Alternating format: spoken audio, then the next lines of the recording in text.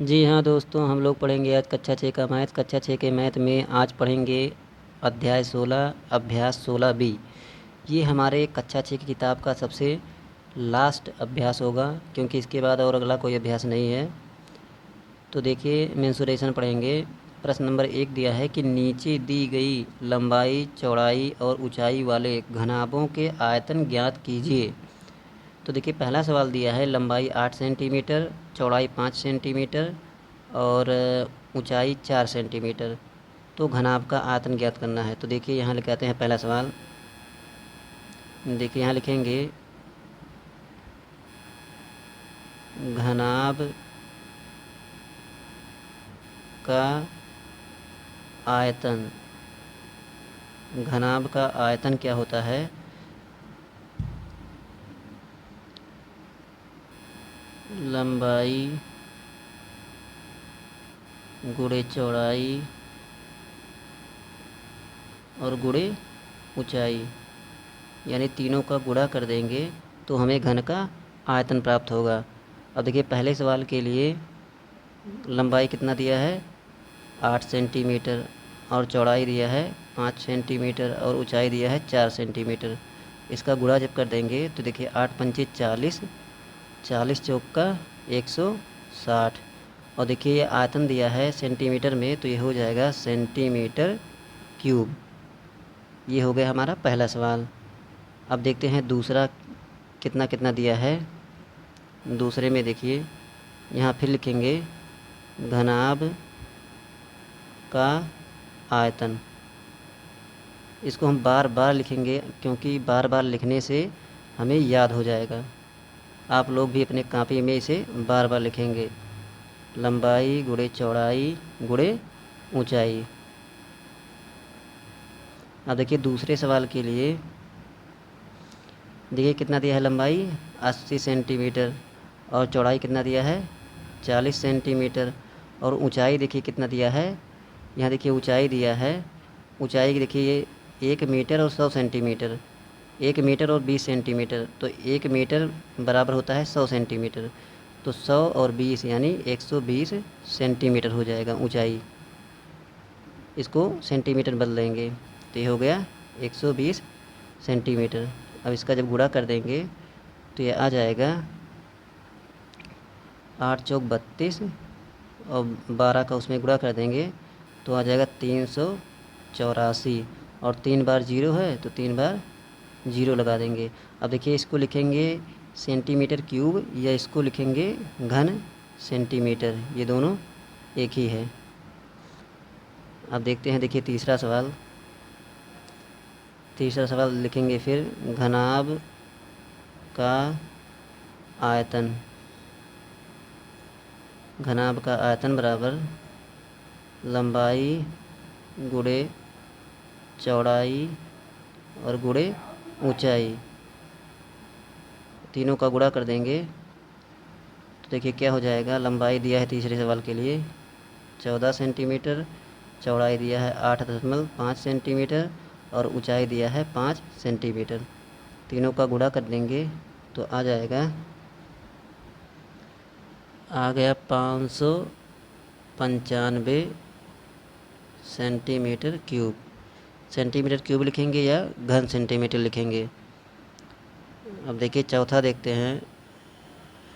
चौथे में भी निकालना है घनाभ का आयतन। घनाभ का आयतन बराबर लंबाई गुणे चौड़ाई गुणे ऊंचाई। लंबाई गुणे चौड़ाई गुणे ऊंचाई। लंबाई देखिए कितना दिया है 1.4 सेंटीमीटर और चौड़ाई दिया है 0.5 सेंटीमीटर और ऊंचाई दिया है 0.4 सेंटीमीटर। इन सब का गुणा कर देंगे तो आ जाएगा 0.28 घन। देखिए दोस्तों, यहाँ पे दिया है 0.4 मीटर, तो पहले इसको हम सेंटीमीटर में बदलेंगे फिर सही आएगा। देखिए यहाँ पे हो गया, ये हो गया 40 सेंटीमीटर। ये हो गया 40 सेंटीमीटर। और उसके बाद यहाँ हो जाएगा 40। इन सब का गुणा करेंगे तो आ जाएगा 28 घन सेंटीमीटर। ये हो गया उत्तर। देखिए प्रश्न नंबर 2 दिया है कि नीचे दी गई भुजा की माप वाले घनों का आयतन ज्ञात कीजिए। देखिए यहाँ पे दिया है घन, तो घन का आयतन जो होता है वो होता है भुजा क्यूब। तो देखिए यहाँ पे लिखेंगे एक बार, घन का आयतन, घन का आयतन होता है भुजा क्यूब। ये भुजा क्यूब होता है, हमारा सूत्र होता है घन के आयतन का।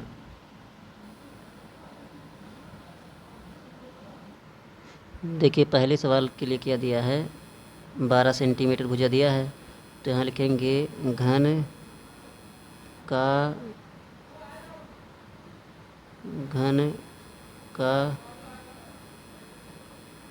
घन का आयतन बराबर हो गया भुजा क्यूब। भुजा क्यूब, तो भुजा कितना दिया है 12 सेंटीमीटर, तो ये हो गया 12 का क्यूब। तो यानी इसको लिख देंगे 12 गुणे 12 गुणे 12, और इसका जब गुणा कर देंगे तो 12 बराबर 144, और फिर उसमें 12 का गुणा करेंगे तो आ जाएगा 1728।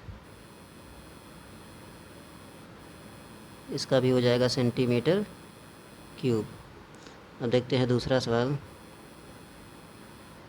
घन का आयतन बराबर भुजा क्यूब। तो भुजा कितना दिया है 6.4 सेंटीमीटर क्यूब।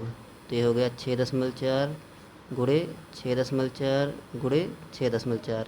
इन तीनों का गुणा करेंगे तो आ जाएगा 262.144 सेंटीमीटर क्यूब। अब देखते हैं तीसरा सवाल। तीसरा सवाल क्या हो जाएगा, घन का आयतन, घन का आयतन बराबर हो जाएगा भुजा क्यूब।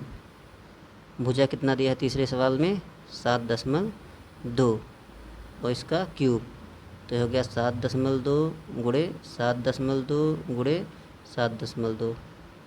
इन तीनों का जब गुणा करेंगे तो आ जाएगा 373.248 सेंटीमीटर क्यूब। आप लोग गुणा कर लीजिए, अगर गुणा करने ना आता हो तो हमारे चैनल पर जाकर भिन्न का गुणा देख सकते हैं, जिससे आप लोगों को आ जाएगा गुणा करने।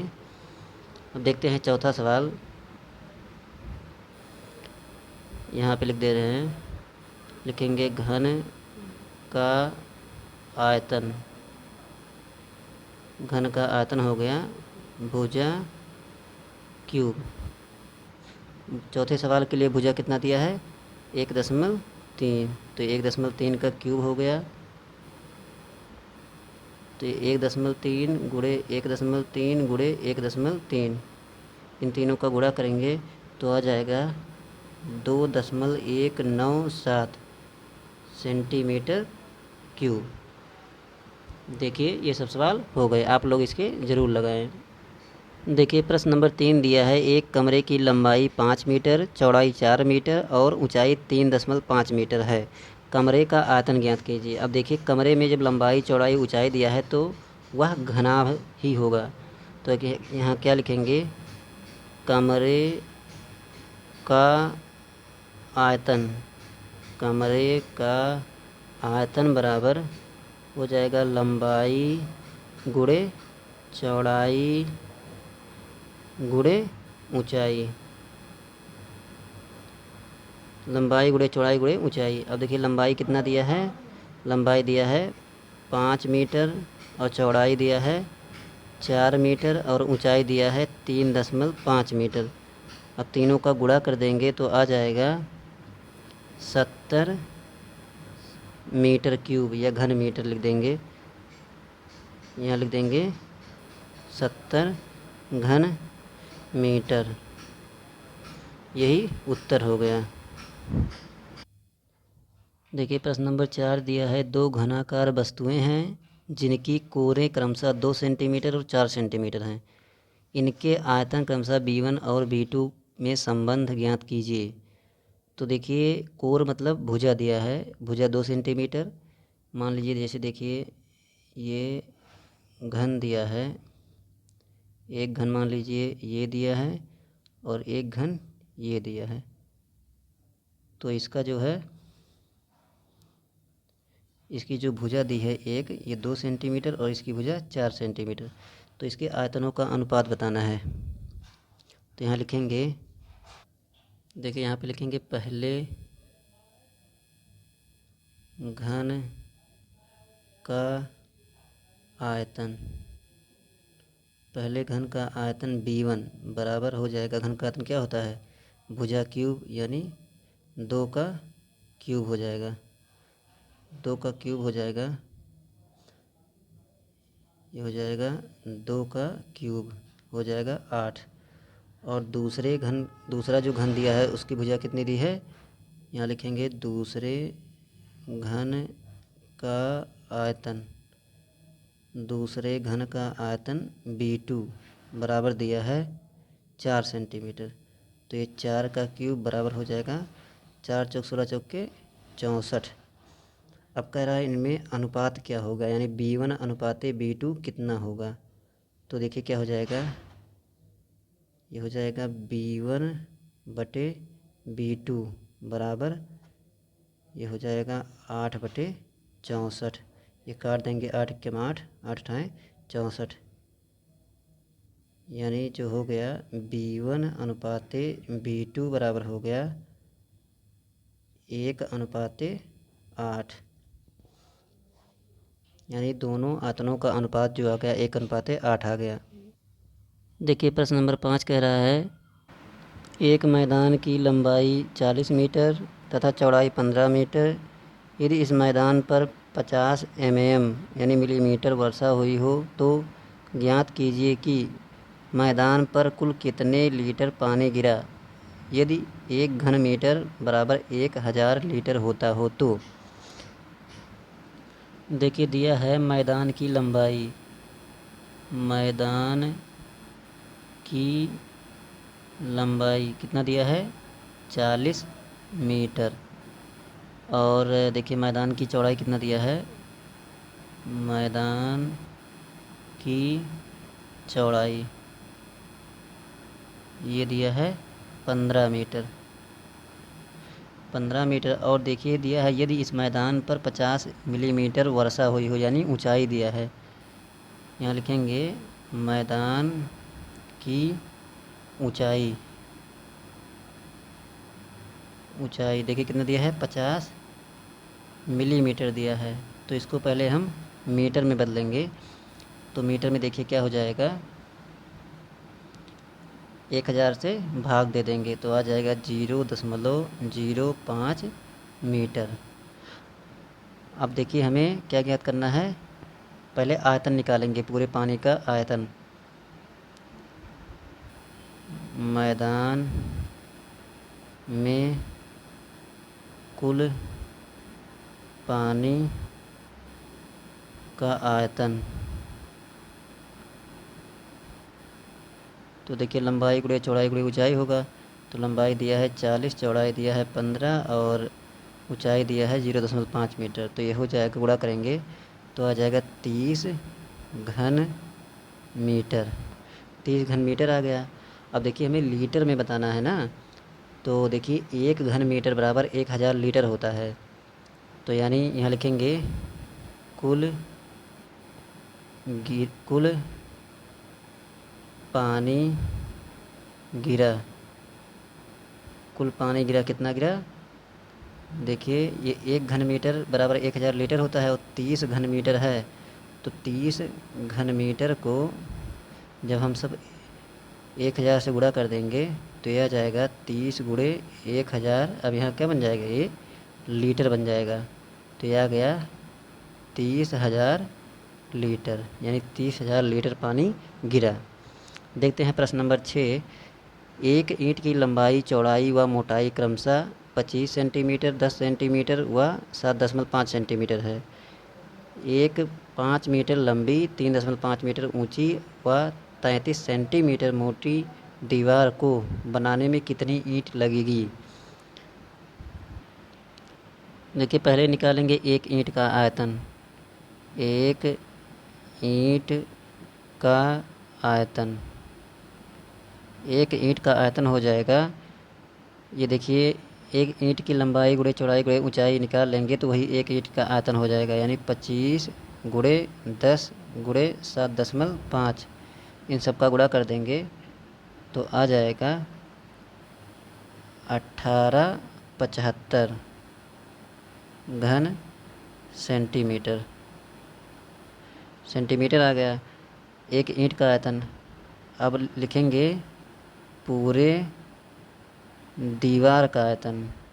पूरे दीवार का आयतन, पूरे दीवार का आयतन हो जाएगा, देखिए कितना दिया है, 5 मीटर गुणे 3.5 मीटर चौड़ाई दिया है और ऊंचाई कितना दिया है, देखिए 33 सेंटीमीटर दिया है। तो सेंटीमीटर को पहले मीटर में बदलेंगे तो ये आ जाएगा, देखिए दोस्तों हम सब ऊपर में सेंटीमीटर में ही निकाले हैं यहाँ पे, तो हमें सेंटीमीटर की ही ज़रूरत पड़ेगी, तो हम इसको सेंटीमीटर में ही बदल देते हैं सभी को। देखिए 5 मीटर दिया था तो 500 सेंटीमीटर हो गया, और 3.5 दिया था तो ये 350 सेंटीमीटर हो गया, और ये 33 सेंटीमीटर हो गया। इन सब का जब गुणा कर देंगे तो आ जाएगा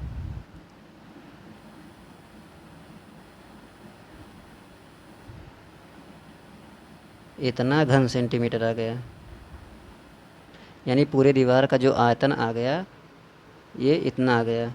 अब देखिए क्या लिखेंगे, यहाँ लिखेंगे ईंटों की संख्या।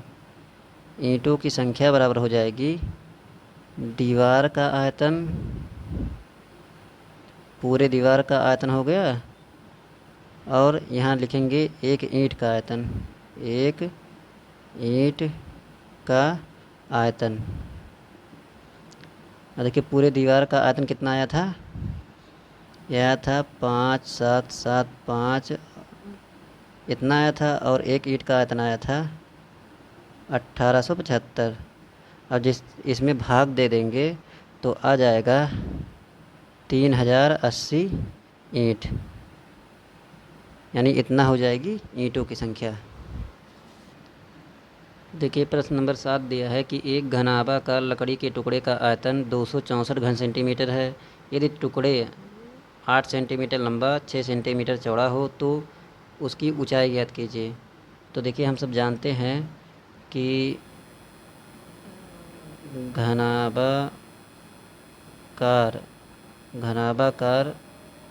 लकड़ी का आयतन, घनाभाकार लकड़ी का आयतन होता है लंबाई गुणे चौड़ाई गुणे ऊंचाई, लंबाई गुणे चौड़ाई गुणे ऊंचाई।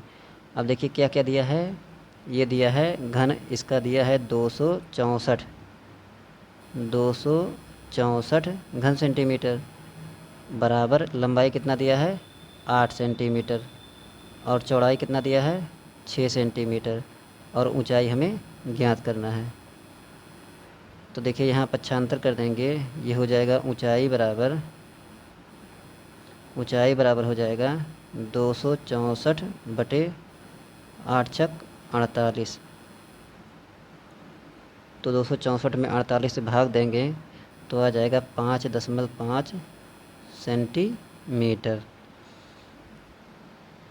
देखिए प्रश्न नंबर 8 है, लकड़ी के एक घनाभा के आकार के एक टुकड़े की लंबाई 75 सेंटीमीटर, चौड़ाई 15 सेंटीमीटर तथा ऊंचाई 5 सेंटीमीटर है। तो इनमें से 15 सेंटीमीटर लंबे, 3 सेंटीमीटर चौड़ा और 1 सेंटीमीटर ऊंचे कितने गुटके बनाए जा सकते हैं। देखिए दोस्तों इस सवाल में कहा है कि मान लीजिए ऐसे कोई अगर घन हो इतना बड़ा, ये 75 दिया हो और ये 15 दिया हो और ये 5 दिया हो, तो कह रहा है कि इसमें से कितने, इस प्रकार के कितने घन हो सकते हैं, कितने गुटके लगाए जा सकते हैं ऐसे, यही हमें बताना है कितने होंगे। ये ऐसे काट के निकाल दें तो कितने होंगे। तो कैसे लगाएंगे, देखिए यहाँ पे लिखेंगे गुटकों की संख्या, गुटकों की संख्या बराबर हो जाएगी, यहाँ पे लिखेंगे गुटकों की संख्या बराबर लकड़ी के टुकड़े का आयतन बटे में हो जाएगा गुटके का आयतन, गुटके का आयतन में एक गुटके का आयतन। तो देखिए लकड़ी के टुकड़े का आयतन कैसे निकालेंगे, कितना दिया है, देखिए 75 गुणे 15 गुणे 5, और गुटके का आयतन कितना दिया है 15, और ये 3 और गुणे 1। अब इसको काट देंगे, देखिए 15 से 15 कट गया, और ये 3 से 25 पे कट गया, तो 25 पचे 125 गुटके, यानी 125 गुटके बनाए जा सकते हैं। देखिए प्रश्न नंबर 9 दिया है कि भूमिगत जल संरक्षण हेतु वर्षा ऋतु में जल ग्रहण करने के लिए एक आवासीय परिसर में कच्ची ज़मीन पर 5 मीटर लंबा, 3 मीटर चौड़ा तथा 1.5 मीटर गहरा गड्ढा खोदा गया है। बताइए गड्ढे में अधिकतम कितने लीटर पानी एकत्र किया जा सकता है। देखिए ऐसे कोई गड्ढा बनाया गया है ज़मीन पे, ये देखिए ये ज़मीन हो गया, इस पे घास उग गई है, तो कह रहा है इसकी जो लंबाई दी हुई है वो दिया है 5 मीटर, और ये चौड़ाई भी दी हुई है और गहराई भी दी हुई है 1.5 मीटर, ये घनाभाकार होगा। तो कह रहा है इसमें कितने पानी आ जाएंगे इस गड्ढे में। तो देखिए लंबाई दिया है, चौड़ाई दिया है और ऊंचाई दिया है, ये ऊंचाई दिया है, ऐसे ऐसा बनेगा कुछ गड्ढा। तो बताना है कितना पानी एकत्र होगा। तो देखिए पहले क्या लिखेंगे, जो दिया है उसको पहले लिख लेंगे, लिखेंगे गड्ढे की लंबाई, गड्ढे की लंबाई दिया है 5 मीटर, और गड्ढे की चौड़ाई, गड्ढे की चौड़ाई दिया है 3 मीटर, और गड्ढे की ऊंचाई, गड्ढे की ऊंचाई दिया है 1.5 मीटर। तो यहाँ लिखेंगे गड्ढे का आयतन, गड्ढे का आयतन हो जाएगा लंबाई गुणे चौड़ाई गुणे ऊंचाई। लंबाई दिया है 5, चौड़ाई 3 और ऊंचाई 1.5, तीनों का गुणा कर देंगे तो आ जाएगा 5 या 15, और इसमें जब 1.5 से गुणा करेंगे तो 7.5, तो यानी 22.5 घन मीटर। अब देखिए हमें यहाँ देखिए कह रहा है कितने लीटर, लीटर में बताना है। तो देखिए अभी पिछले सवाल में हमने 1 घन मीटर बराबर होता है 1000 लीटर, तो इसमें 1000 से जब गुणा कर देंगे तो आ जाएगा लीटर में। तो देखिए 22.5 गुणे 1000 से गुणा कर देंगे तो ये बन गया लीटर में, तो हो गया 22.5 और 2 बार 0 और, तो इतना आ गया लीटर, यानी गड्ढे में इतना लीटर पानी आ सकता है। देखिए प्रश्न नंबर 10 दिया है, एक घनाकार पानी की टंकी के भीतरी मापें 5 मीटर, 4 मीटर तथा 3 मीटर हैं। टंकी जल से 9/10 भाग भरी हुई है। इसके अंदर के जल को प्रदूषण मुक्त एवं शुद्ध करने पर प्रति 1000 लीटर 10 रुपये का खर्च आता है। मैंने 1000 लीटर अगर पानी साफ़ करते हैं तो 10 रुपये खर्च करना पड़ता है। बताइए टंकी की संपूर्ण जल को शुद्ध करने पर कुल कितना व्यय होगा, यानी कुल कितना व्यय होगा बताना है। अब देखिए 9/10 ही भाग भरा है, तो पहले हम सब क्या करेंगे, शुरू में पहले इसमें निकाल लेंगे कितना पानी भरा है। तो पहले लिखेंगे टंकी का आयतन, टंकी का आयतन हो जाएगा लंबाई गुणे चौड़ाई गुणे ऊंचाई। तो देखिए टंकी की लंबाई कितनी दी है 5 मीटर, चौड़ाई दिया है 4 मीटर और ऊंचाई दिया है 3 मीटर। तो 5 चौक 20 तियाँ 60 घन मीटर। अब देखिए 60 घन मीटर आ गया, इसको हम सब लीटर में बदलेंगे तो आ जाएगा 60 गुणे 1000 से गुणा जब कर देंगे तो ये आ जाएगा 60,000 लीटर। ये आ गया 60,000 लीटर।